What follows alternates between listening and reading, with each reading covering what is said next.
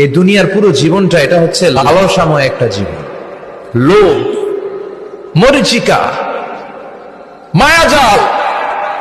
এই মায়াজালে আমরা আটকে আছি, ফলে মৃত্যুর কথা আমরা ভুলে গিয়েছি।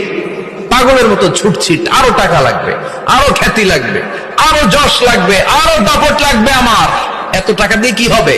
এত সম্পদ দিয়ে কি হবে? এত ব্যস্ততা দিয়ে কি হবে তোমার? স্টপ, থামুন, অনেক হয়েছে। আম্মা